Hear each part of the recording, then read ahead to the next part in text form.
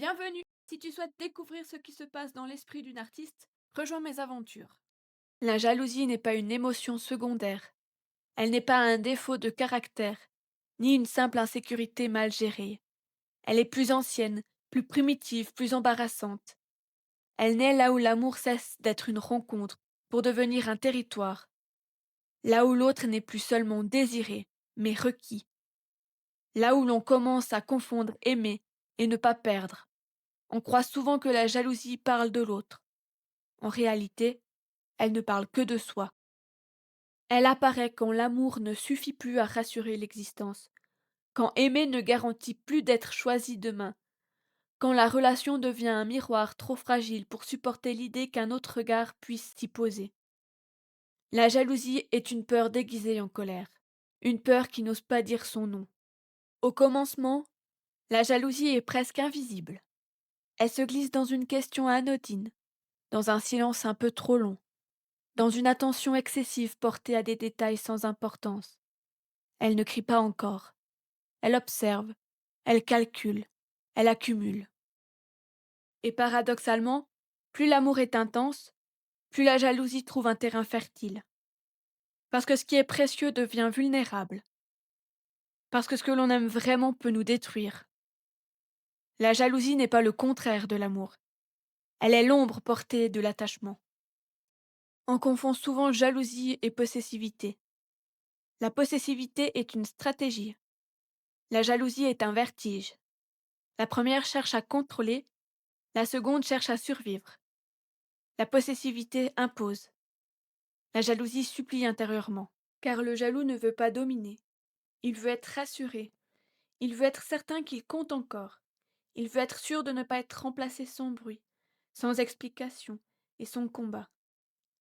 La jalousie est une tentative maladroite de protéger un lien perçu comme menacé. Mais en cherchant à le protéger, elle l'abîme.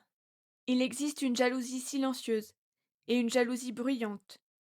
La première ronge de l'intérieur. Elle s'exprime par des retraits, des froideurs, des tensions inexplicables.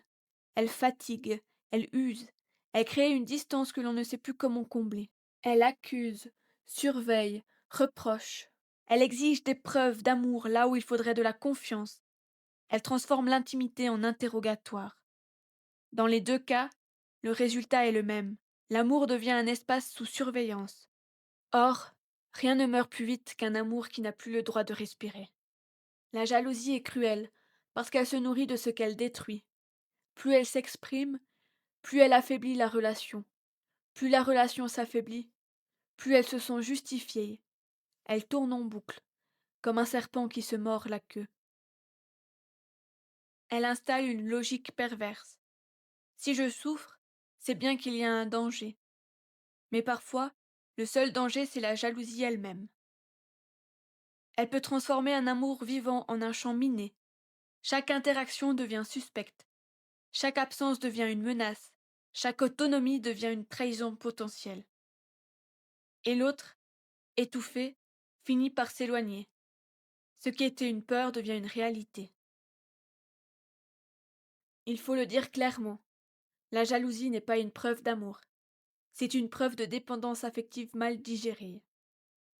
Aimer, ce n'est pas avoir peur en permanence de perdre. Aimer, c'est accepter que l'autre puisse partir, et choisir quand même de rester. La jalousie refuse cette idée. Elle exige une garantie émotionnelle que personne ne peut offrir honnêtement. Elle réclame une promesse d'éternité, là où il n'existe que des engagements renouvelés.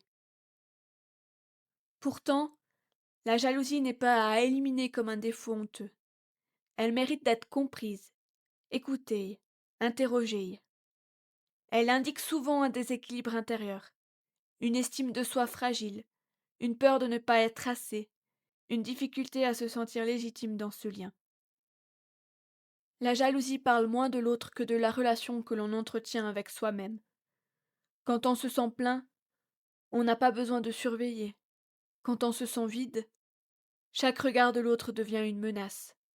Il existe une jalousie ponctuelle, humaine, presque inévitable, une piqûre d'orgueil, une montée de doute passagère.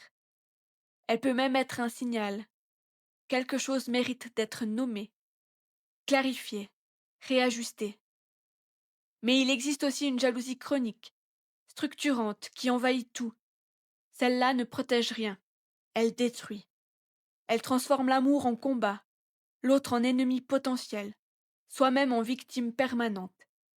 Et à ce stade, il ne s'agit plus d'aimer, mais de ne pas sombrer. L'amour mature n'éradique pas la jalousie, il la traverse. Il reconnaît sa présence sans lui donner le pouvoir. Il accepte l'inconfort sans céder au contrôle. Il comprend que la sécurité émotionnelle ne se construit pas en enfermant l'autre, mais en se renforçant soi. Car la véritable question n'est pas l'autre va-t-il me tromper? La véritable question est suis-je capable de rester entier même si l'autre me quitte? La jalousie naît quand la réponse est non. Aimer sans jalousie absolue est probablement une illusion. Mais aimer sans laisser la jalousie gouverner est une discipline intérieure, une responsabilité. Cela demande du courage, le courage de regarder ses peurs sans les projeter, le courage d'admettre ses fragilités sans les transformer en accusations, le courage de laisser l'autre être libre et de l'aimer librement. La jalousie veut posséder. L'amour, lui, accepte le risque. Et peut-être est-ce là sa fonction la plus profonde, nous rappeler que l'amour n'est jamais une certitude, mais un choix renouvelé, qu'il ne se repose pas sur la surveillance, mais sur la confiance, qu'il ne se nourrit pas de peur, mais de présence.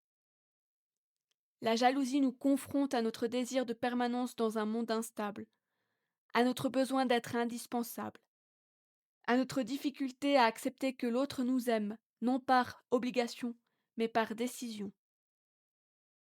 Et cette vérité, aussi inconfortable soit-elle, est peut-être ce qui distingue l'amour vivant de l'amour malade.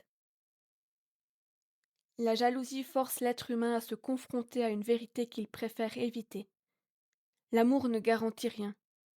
Il n'assure ni la fidélité éternelle, ni la constance du désir, ni la stabilité du sentiment. Il est une expérience vivante, donc instable, et c'est précisément cette instabilité qui terrifie. Le jaloux ne souffre pas seulement de la possibilité de perdre l'autre, il souffre de l'impossibilité de maîtriser l'avenir.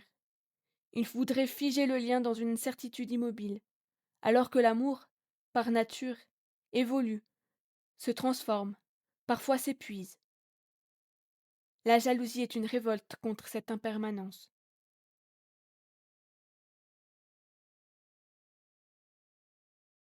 Si ce que je partage ici résonne, alors ce n'est probablement pas un hasard. L'atelier est un espace pour explorer ce qui se passe sous la surface à travers la peinture et le récit. À bientôt pour des prochaines aventures.